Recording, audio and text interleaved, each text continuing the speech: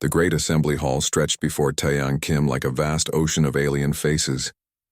He walked down the center aisle with slow measured steps. His shoes clicked against the polished floor. The sound echoed in the massive chamber. Above him, the dome showed the stars of the galactic core. Thousands of lights twinkled in the darkness. Hyejin Park walked 2 steps behind him. She carried a metal briefcase in her hands. Her face showed no emotion, but Taeyang could feel the tension in her shoulders. They had worked together for 5 years. He knew when she was worried. The Galactic Council sat in a semicircle of elevated platforms. Each species had their own section. The Korthan delegates looked like massive insects with shining black armor. The Dravix representatives had scales that changed colors as they breathed. The Luminar floated in tanks of glowing liquid. Dozens of other species filled the chamber. All of them watched Taeyang with curious eyes. Ambassador Veltron clicked his mandibles together. The sound came through the translation device as sharp words. The human envoy arrives late to our emergency session. Perhaps your species does not understand the importance of punctuality. Taeyang stopped at the speaker's platform. He placed his hands on the smooth surface and looked up at the Korthan ambassador. I apologize for the delay. I was reviewing new information that arrived 1 hour ago. Information that changes everything we thought we knew about this situation. High Chancellor Morkith leaned forward on his platform. The old Dravix had ruled the council for 40 years. His scales were pale with age. His eyes were sharp and intelligent. Envoy Kim, please share this information. 3 of your colony worlds have gone silent. We have debated possible causes for 2 hours. What do you know that we do not? Taeyang nodded to Hyejin. She stepped forward and opened the briefcase. Inside was a datapad with a screen that glowed blue. She handed it to him and stepped back. Taeyang activated the device. A hologram appeared above the speaker's platform. It showed a planet from space. The world looked green and blue. Clouds swirled in the atmosphere. This is New Sol Colony, Taeyang said. His voice was calm and clear. Population 42,000 humans. Established 15 years ago. The colony went silent 8 weeks ago. We sent investigation teams 3 weeks ago. They found this, the hologram changed. Now it showed the surface of the planet. Where cities should have been, there was only black glass. The ground looked melted. Smoke still rose from the ruins. Bodies lay in the streets. Taeyang let the council see the destruction for 30 seconds. Some delegates turned away. Others leaned closer. The other 2 colonies show the same damage, Taeyang continued. New Daegu, New Gwangju. A total of 118,000 human civilians. All dead. Our forensic teams analyzed the weapon signatures. The technology does not match any species in the Galactic Union. The chamber erupted in noise. Delegates shouted questions in a dozen languages. The translation devices struggled to keep up. Chancellor Morkith raised one clawed hand. The noise slowly died down. This is disturbing news, the Chancellor said. But we must not jump to conclusions. Perhaps there were industrial accidents. Perhaps solar activity caused the colonies to fail. We should send an official investigation team before we assume hostile action. Ambassador Veltron clicked his mandibles again. I agree with the Chancellor. Humans are a young species, only 50 years in the Union. Perhaps you lack experience in analyzing such disasters. Your scientists may have made mistakes in their conclusions. Taeyang felt anger rise in his chest. He pushed it down. Getting emotional would not help. He had learned that lesson in his 20 years as a soldier before becoming a diplomat. Ambassador Veltron, our scientists are not mistaken. The evidence is clear. Someone attacked our colonies. Someone killed our people. We need the council to authorize a full military investigation. A Pelthian delegate named Nixara rose from her water tank. Her voice bubbled through the speakers. Military investigation? Surely you mean diplomatic investigation? Violence is never the answer. We must seek peaceful solutions. I agree, said a Korthan delegate named Drexum. He was younger than Veltron. His armor was not as scarred. But we should take the human evidence seriously. Even if we send diplomats, they should have military escort. For protection. Veltron turned to glare at Drexum. You speak out of turn, junior delegate. The Korthan position is clear. We support peaceful investigation only. Taeyang watched the council argue. He had seen this before. The Galactic Union had known peace for 300 years. Most species had forgotten what war looked like. They did not understand threats anymore. They thought everything could be solved with words and patience. Hyejin moved closer to him. She spoke in a whisper that only he could hear. Sir, we have a problem. Intelligence just sent a priority message. A fourth colony is under attack right now. New Busan. The message came through 5 minutes ago. Taeyang closed his eyes for a moment. New Busan had 45,000 people. Families, children. People who trusted the government to protect them. People who trusted the Galactic Union to keep the peace. He opened his eyes and looked at Hyejin. Show me. She pulled out a smaller datapad from her jacket. The screen showed a live transmission. The image was shaky and unclear. Taeyang could see a city street. Buildings were on fire. People were running. The camera turned to show the sky. Massive ships hung in the air like dark clouds. Beams of light shot down from the ships. Where the beams hit, everything turned to ash. The sound came through the datapad. Screams. Explosions. A woman's voice crying for help. A child calling for his mother. Then static. The transmission ended. Taeyang felt something cold settle in his stomach. It was a feeling he remembered from the war between Earth nations. Before humanity joined the Union. Before they learned to live in peace. It was the feeling of knowing that death was coming and there was nothing you could do to stop it. He looked up at the council. They were still arguing. Still debating. Still talking about diplomatic solutions and careful approaches. They did not understand. They had forgotten what it meant to face extinction.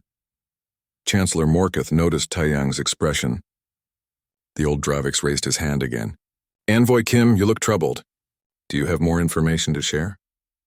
Taeyang placed both hands on the speaker's platform. He spoke slowly and clearly. Every word was important. High Chancellor, honored council members, I have received confirmation that a fourth human colony is now under attack. New Busan, 45,000 civilians. The attack began 10 minutes ago. I have live footage. He held up the datapad. Hyejin quickly linked it to the main hologram system. The terrible images appeared above the chamber. All the delegates saw the destruction. They heard the screams. They watched people die in real time. The transmission cut to static again. The hologram disappeared. The chamber was completely silent. No one spoke. No one moved. Taeyang looked around at all the alien faces. He saw shock, fear, confusion. But he did not see understanding. Not yet. They did not realize what this meant. They thought this was a tragedy. They did not see it as the beginning of war. I request again, Taeyang said, that the Council authorize immediate military action, not investigation, not diplomacy, action. We need to find who is doing this. We need to stop them. Before more people die, Veltron recovered first. Envoy Kim, I understand your distress, but we cannot simply authorize military action based on one attack. We need time to study the situation. We need to consider all options. Violence will only create more violence. Other delegates nodded. They agreed with Veltron. They wanted more debate, more discussion, more time. Taeyang felt the cold feeling in his stomach grow stronger. He looked at Hyejin. She met his eyes. She understood what he was thinking. The council would not act fast enough. They could not act fast enough.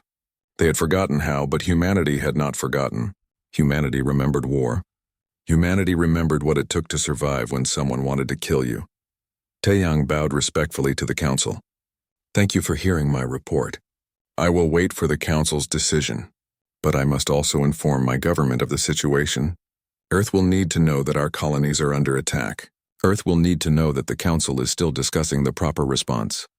He turned and walked back down the center aisle. Hyejin followed him. Behind them, the council erupted in argument again. Some supported military action. Others demanded more patience. The debate would continue for hours. Maybe days. Taeyang reached the exit. He stopped and looked back one last time. He saw Chancellor Morketh watching him. The old Dravix's eyes were sad. He understood more than the others. He knew what was coming. Outside the chamber, Taeyang pulled out his communication device.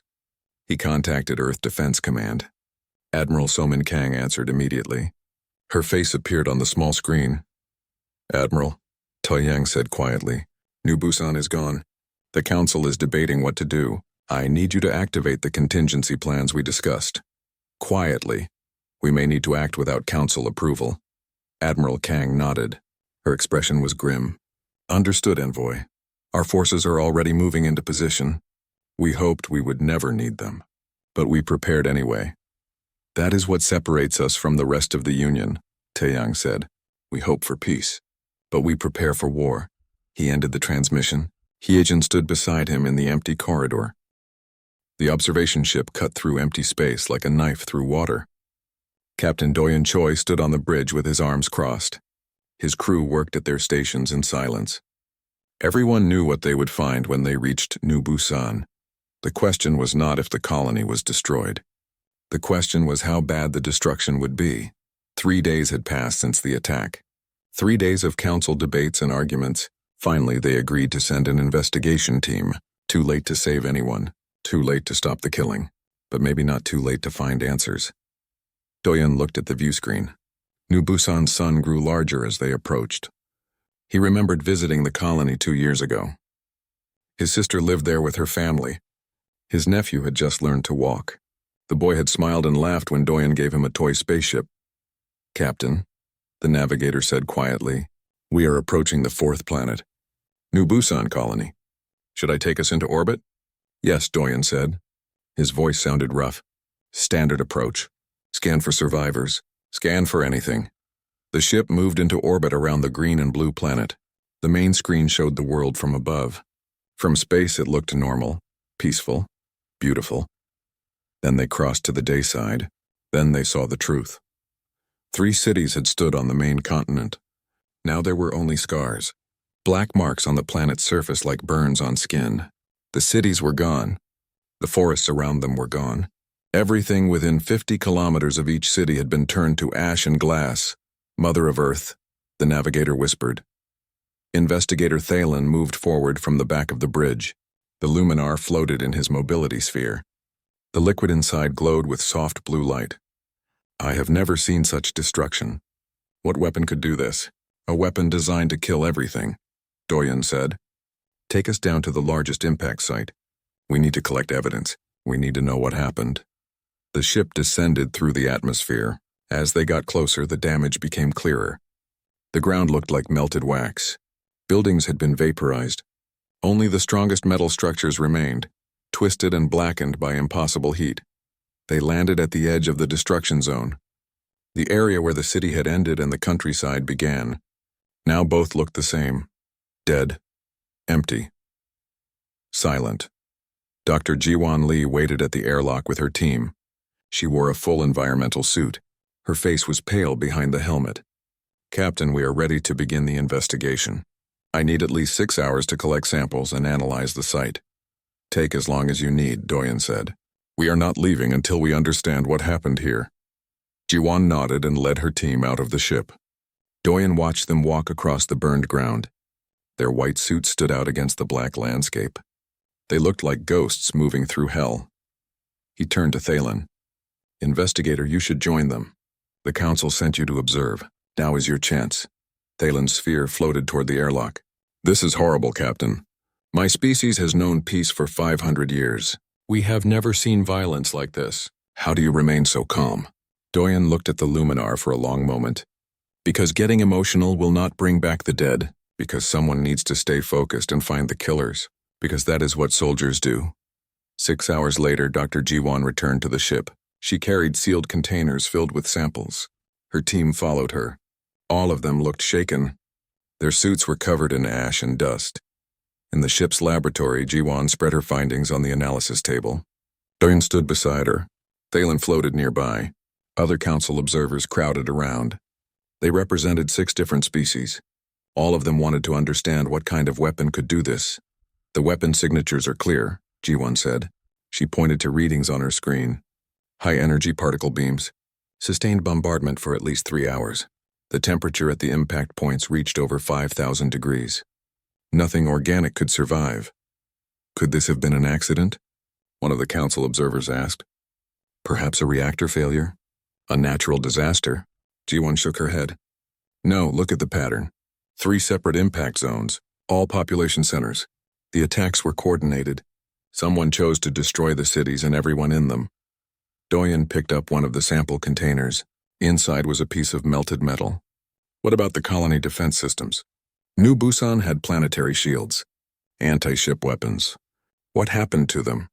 Destroyed in the first minute of the attack, Jiwan said. She pulled up more data. I found the remains of the defense grid. The enemy took it out before beginning the bombardment. They knew exactly where to strike. They had detailed information about the colony's defenses. Thalen's sphere pulsed with agitated light. This suggests careful planning, reconnaissance. These attackers studied the colony before they destroyed it. Yes, Jiwan agreed.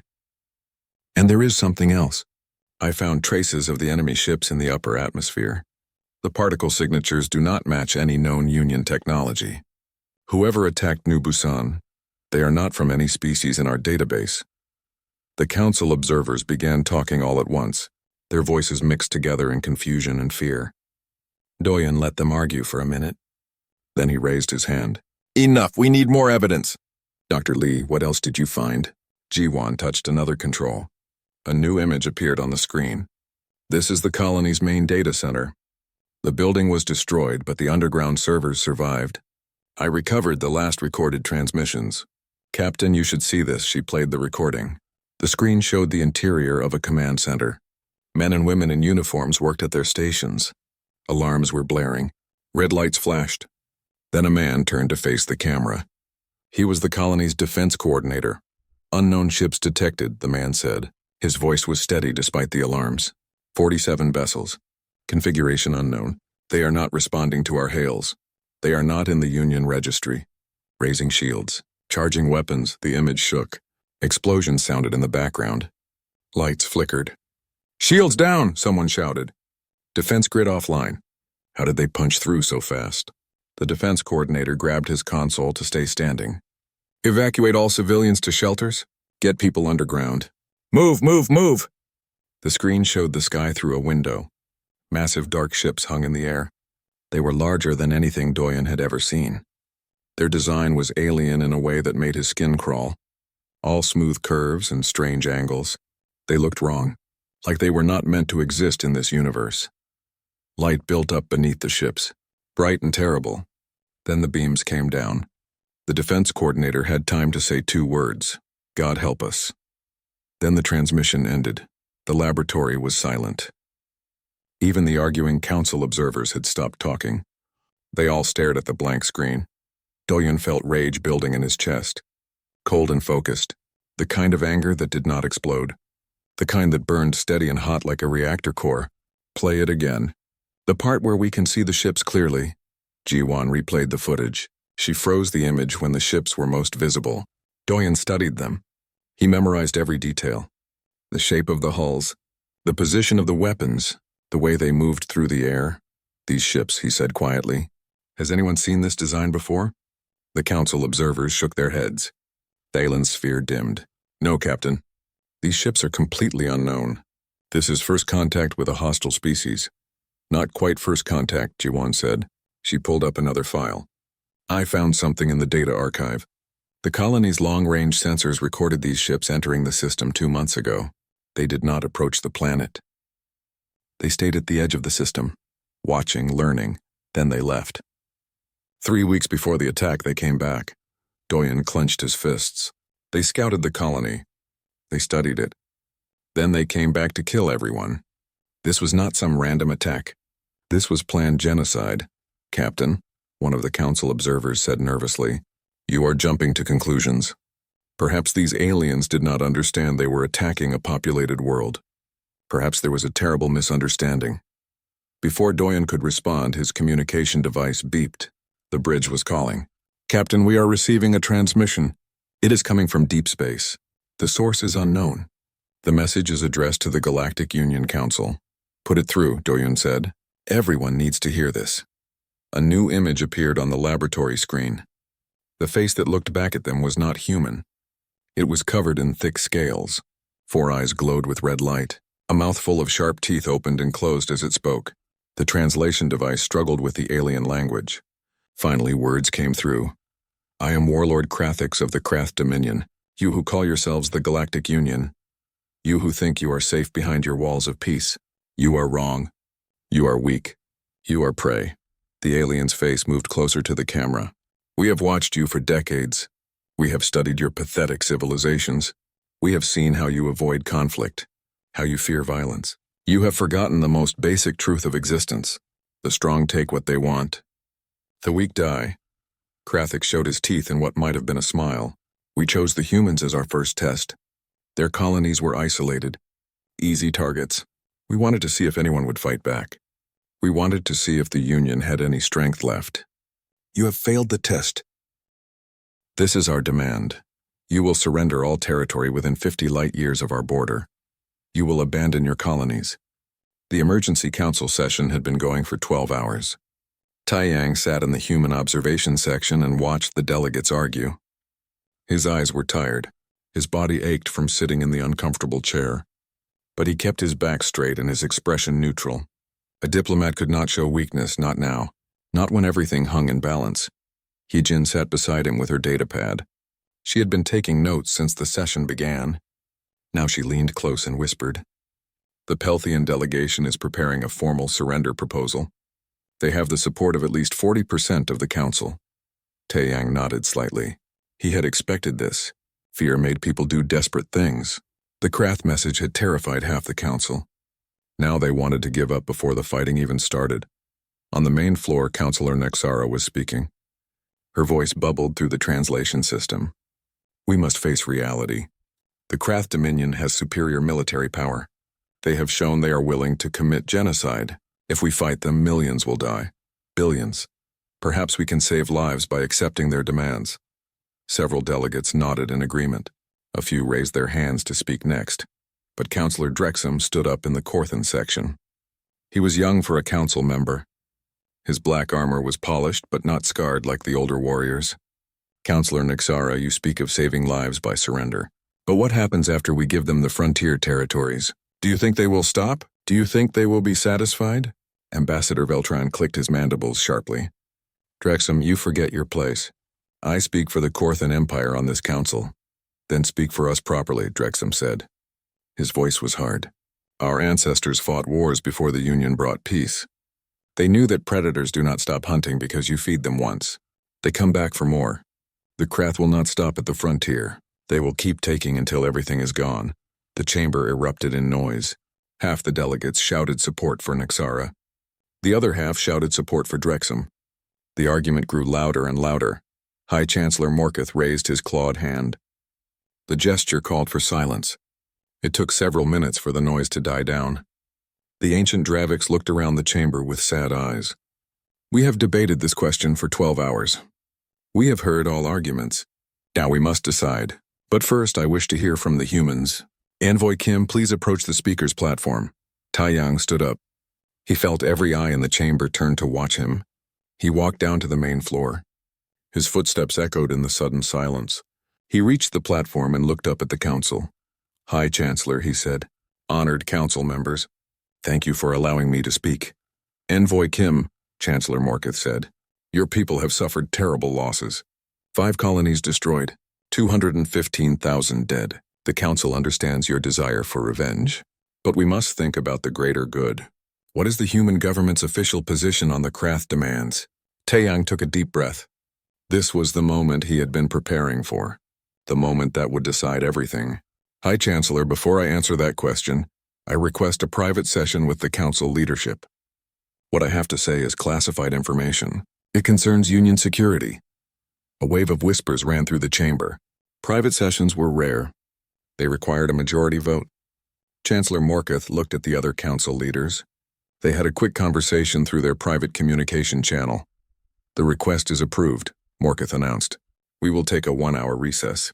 Council leadership will meet with Envoy Kim in private chambers. All other delegates are dismissed. The chamber slowly emptied. Delegates filed out talking in quiet voices. Many looked at Taiyang with curiosity. Others looked at him with suspicion. Within 10 minutes, only the council leadership remained.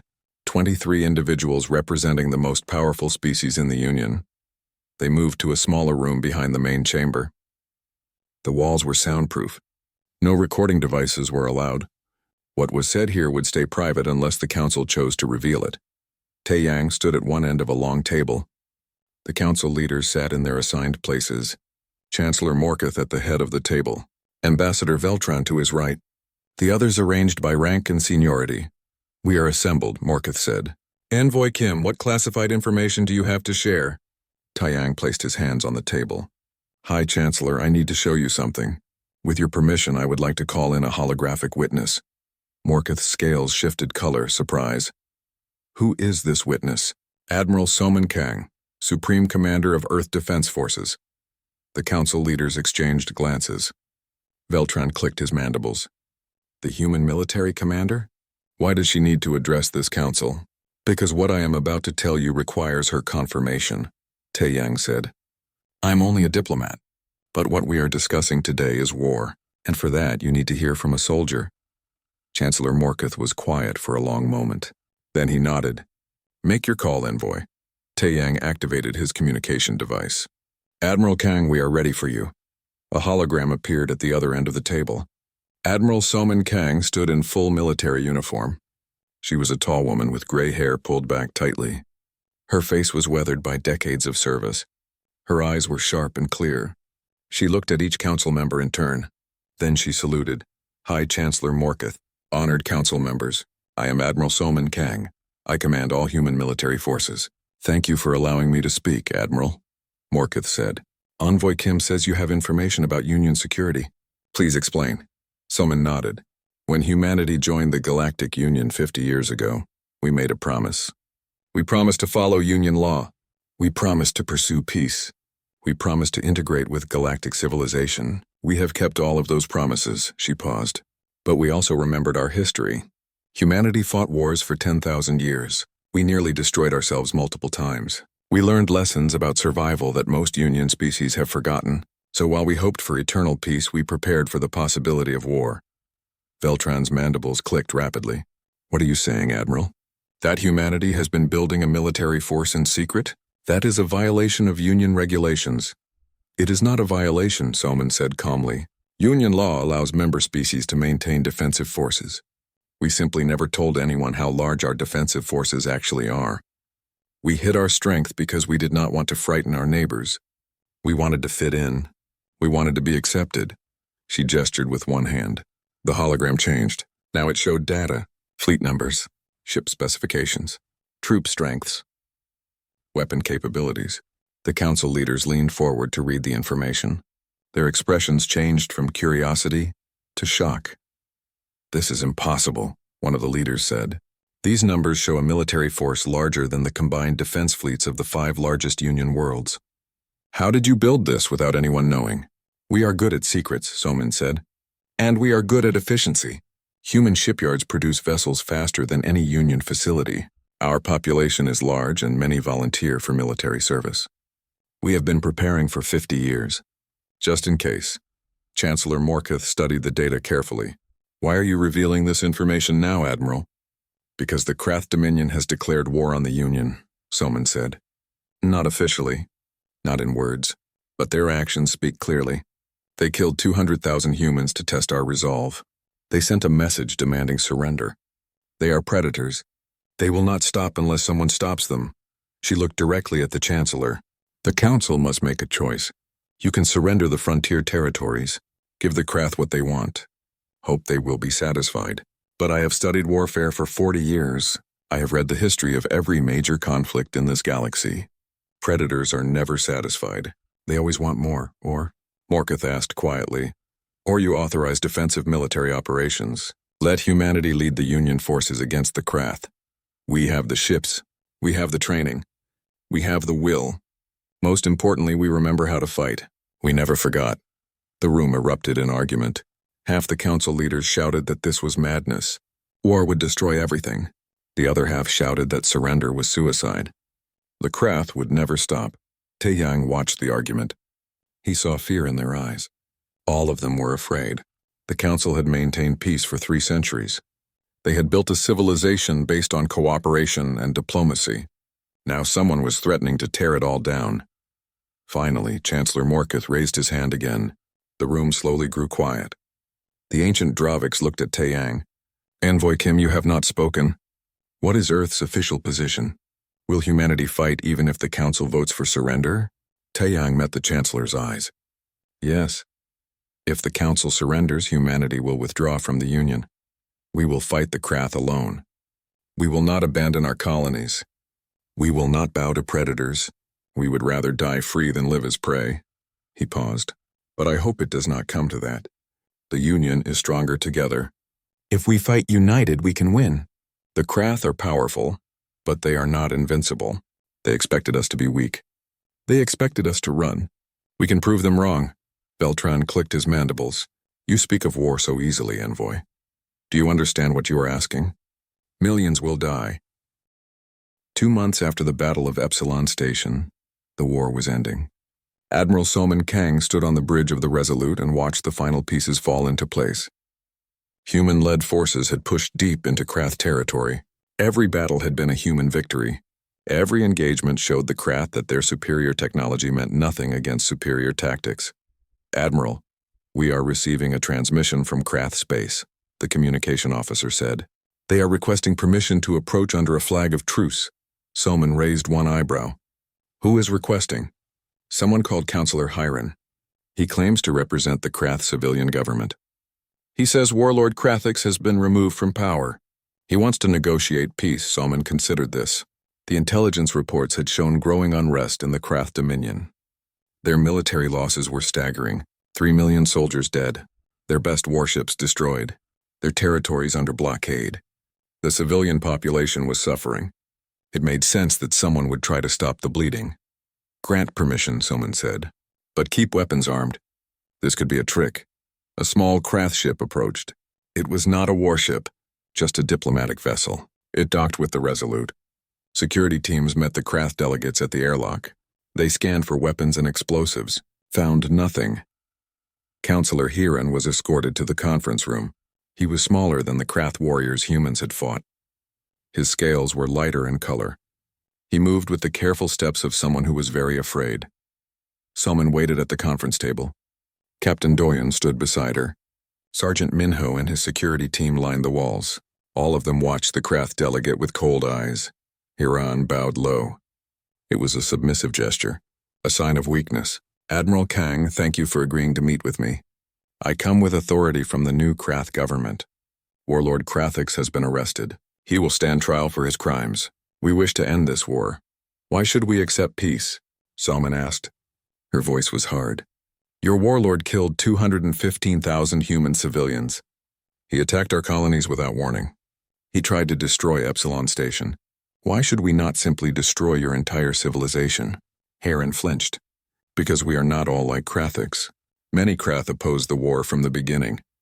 We saw humans as potential allies, not prey. But our military leadership saw only weakness in the Union. They thought conquest would be easy.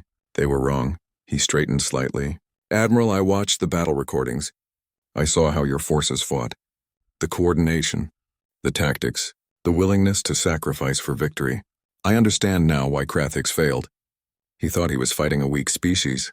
He did not realize he was fighting warriors. Warriors, Soman repeated. Is that what you think we are? Yes, Hiron said. You are what we used to be before we became conquerors. You remember the lessons of survival. You have not forgotten how to fight. Soman stood up and walked around the table. She stopped in front of Hiron. He was still taller than her, even though he was clearly afraid. Counselor, let me tell you what humans are. We are not warriors. We are not conquerors. We are survivors. We learned to fight because we had to. We became good at killing because if we did not, we would be killed. She gestured to the viewport. Out there, your warlord declared war on the Union. He thought we were weak. He thought we would run. He was wrong. But do you know what happens if we accept your peace offer? Hiron shook his head. We go back to being diplomats, Soman said. We go back to building things instead of destroying them. We go back to hoping we never have to fight again. That is what separates humans from Krath. We do not want to be warriors. We want to be builders. But we will fight when we must. Then you will accept our surrender? Hiron asked hopefully. That depends, Soman said. What are you offering? On Station Nexus Prime, the Galactic Council convened for the peace conference. Taeyang stood at the speaker's platform with Heejin beside him. Around the chamber, delegates from every Union species watched. The Krath delegation sat in a special section under heavy guard. High Chancellor Morketh opened the session. We are here to discuss terms of peace between the Galactic Union and the Krath Dominion. Envoy Kim, as commander of Union forces, You have the right to present demands. Taiyang activated the holographic display. A document appeared showing the proposed peace terms. He read them aloud so everyone could hear. First, the Krath Dominion accepts full responsibility for the unprovoked attack on human colonies. Warlord Krathix and his command staff will be extradited to face trial for genocide. Councillor Heron nodded. We accept. Second, the Krath military will be disbanded. All warships will be turned over to Union control. The Krath will maintain only a small defense force for internal security. Hiron hesitated. That will leave us defenseless. You attacked us, Taiyang said coldly. You proved that you cannot be trusted with a military. If you wish peace, this is not negotiable. We accept, Hiron said quietly. Third, the Krath Dominion will pay reparations to the families of all victims. The amount will be determined by independent assessment. Payment will continue for 50 years. That will bankrupt us, Hiron protested. You bankrupted 200,000 families when you killed their relatives, Taiyang said. This is justice. Accept it or we continue the war. Hiron bowed his head. We accept. Fourth, the Krath Dominion will become a protectorate member of the Galactic Union. You will have observer status only. No voting rights. Union monitors will oversee your government for a period of 100 years. After that period, if you have proven peaceful intentions, you may apply for full membership. The chamber erupted in whispers. This was an unprecedented demand. The Union had never imposed such harsh terms before. But the Union had never faced genocide before either. You would take our sovereignty? Heron asked. You lost your sovereignty when you chose war, Taiyang said. You attacked peaceful colonies. You killed civilians. You threatened the entire Union. Now you will live under Union law until you prove you can be trusted. That is the cost of your warlord's ambition. Chancellor Morkith spoke up. Envoy Kim, these terms are severe. Perhaps we could show mercy. Allow the Krath to maintain some independence. Taiyang turned to face the Chancellor. High Chancellor, with respect, mercy must be earned. The Krath showed no mercy to our colonies. They bombed cities full of civilians. They hunted survivors. They turned 3 worlds into graveyards. I will not show them mercy they did not give to my people. He looked around the chamber. But I will show them justice. Justice means consequences for actions. The Krath chose war. Now they must accept the price of that choice. If we show mercy without justice, we teach the galaxy that genocide has no real consequences. That is a lesson we cannot afford to teach. Ambassador Veltran stood up. I support Envoy Kim's terms. The Krath must understand that violence against Union members will not be tolerated. If we are soft now, others will think they can attack us without fear. Other delegates began voicing their support. Even those who had argued for surrender before now understood. Peace required strength. Mercy required justice. The Union could not survive if it did not defend itself. Finally, Chancellor Morkith called for a vote. All in favor of accepting these peace terms? Hands rose around the chamber. The vote was not unanimous, but it was clear. The terms would be accepted. Morkith looked at Hiron. Counselor, on behalf of the Galactic Union, I present these terms. Will the Krath Dominion accept? Hiron stood silent for a long moment. Then he bowed low. We accept.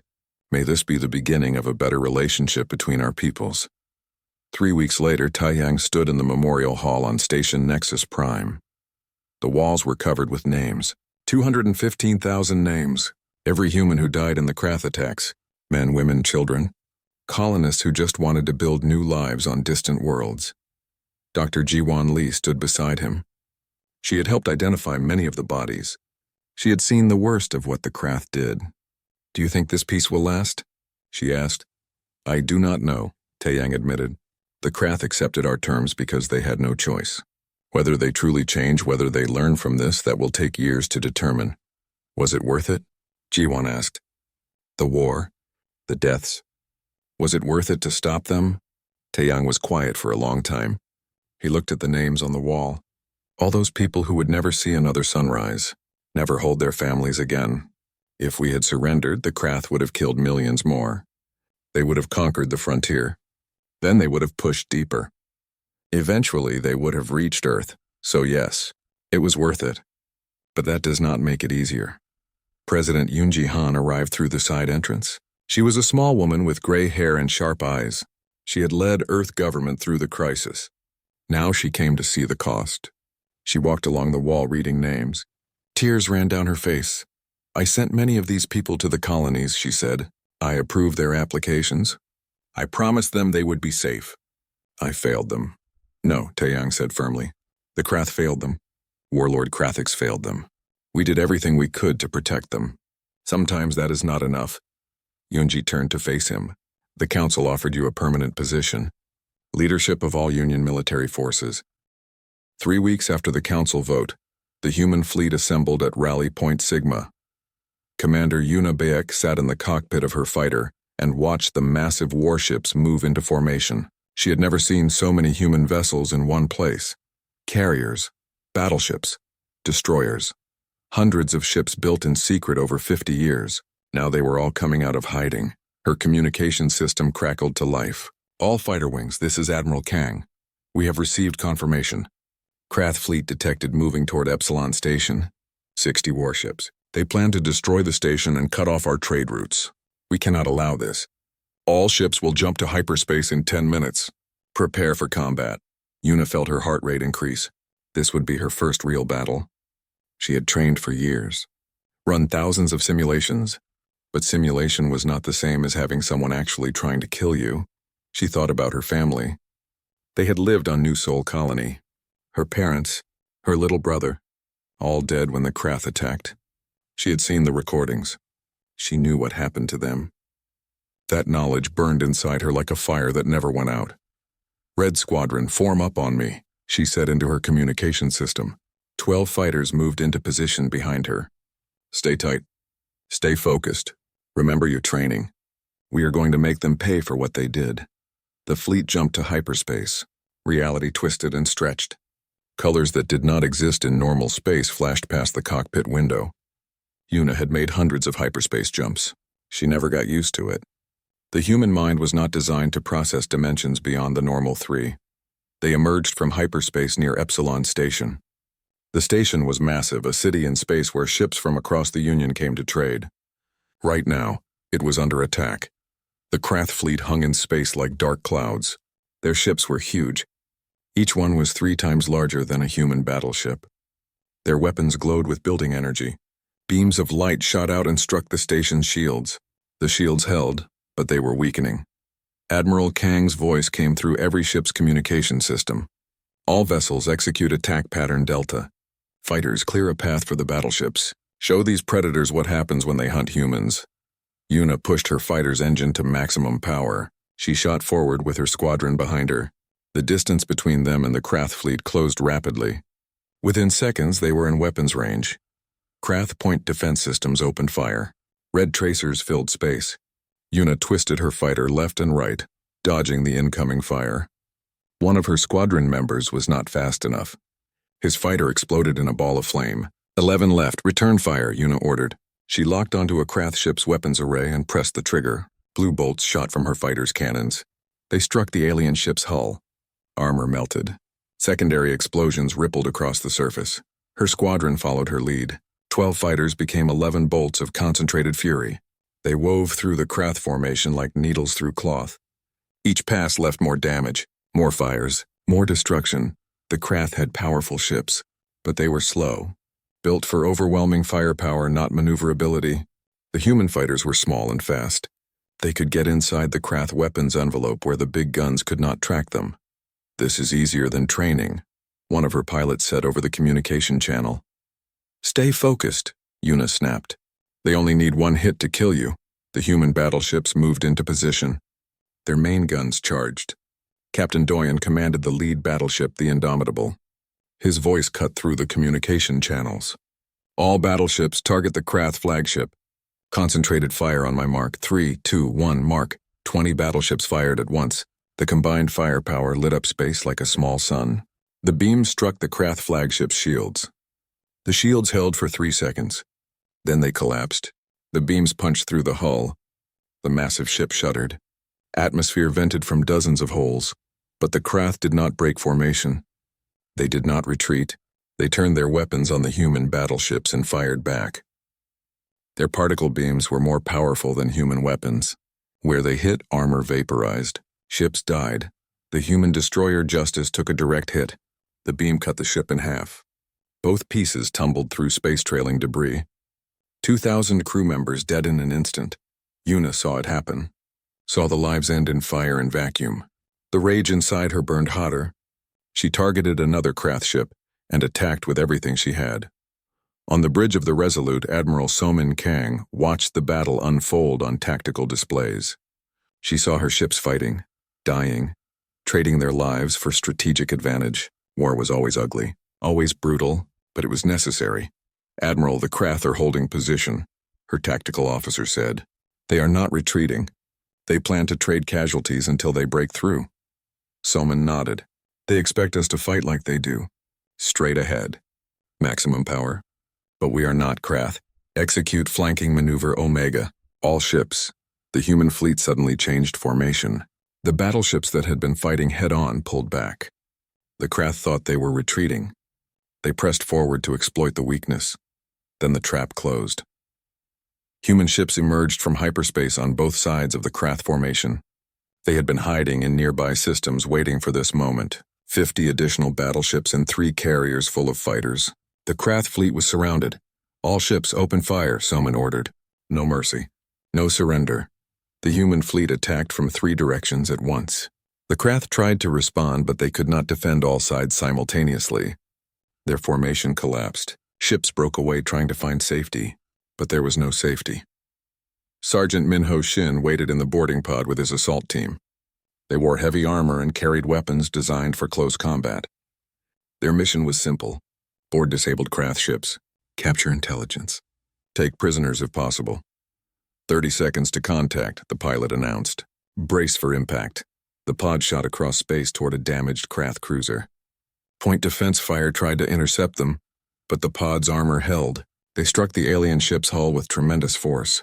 Cutting lasers activated. Within seconds, they had burned through the outer armor. The pod's forward door exploded open. Minho led his team into the Krath ship.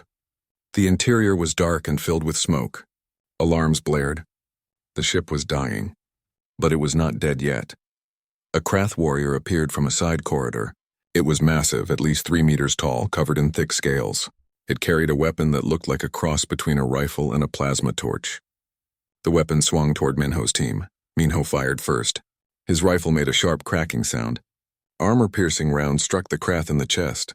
The alien's armor was thick, but human weapons were designed to pierce thick armor. The Krath warrior fell. "Move forward," Minho ordered. "Secure the data core. We need their navigation records." His team advanced through the dying ship. They encountered more Krath warriors. Each one fought with savage fury. They did not retreat. They did not surrender. They fought until they died. But humans had been fighting each other in close quarters for thousands of years. They knew every trick, every tactic. They moved as a unit, covered each other, used grenades and breaching charges. The Krath were strong, but they were not prepared for human boarding tactics. Minho reached the ship's data core. It was a massive computer system with organic and mechanical components. "Get the data," he told his technical specialist. "We have 5 minutes before this ship breaks apart." The specialist worked quickly. She plugged a human interface into the alien system. Data began flowing. Coordinates, star charts, military protocols. Everything they needed. "Got it," she said. "Extraction complete. We need to leave now." The ship shook violently. The power failed. Emergency lights cast everything in red. "Back to the pod," Minho ordered. "Move, move, move!" They ran through corridors that were collapsing, reached the pod, sealed themselves inside. The pod launched from the dying ship 3 seconds before the Krath cruiser exploded. Commander Una watched the battle from her fighter's cockpit. The Krath fleet was breaking. Their flagship was gone. A dozen more ships were destroyed. The rest were damaged and trying to retreat. "Admiral, should we pursue?" Captain Doyen asked over the command channel. Somin considered. The Krath were beaten, running away. Human losses were significant. 7 battleships destroyed, 2 carriers damaged, hundreds of fighters lost, thousands of crew members dead. But war was not about revenge. War was about achieving objectives. The objective here was to defend Epsilon Station and send a message. Both objectives were achieved. "Negative," Somin said. "Let them run. Let them return to their warlord. Let them tell him what happens when you attack the Union." She opened a channel to all human ships. "All vessels cease fire. Do not pursue fleeing enemy ships. Rescue operations begin immediately. Search for survivors from our damaged ships. Help the wounded. Honor the dead. The firing stopped. The human fleet began the grim work of counting casualties and collecting the pieces. War was not just about fighting. It was about dealing with the aftermath. On Station Nexus Prime, Taeyang watched the battle through live tactical feeds. Hijin stood beside him. Around them, council members watched in stunned silence. They had never seen warfare on this scale. Never seen such violence and death.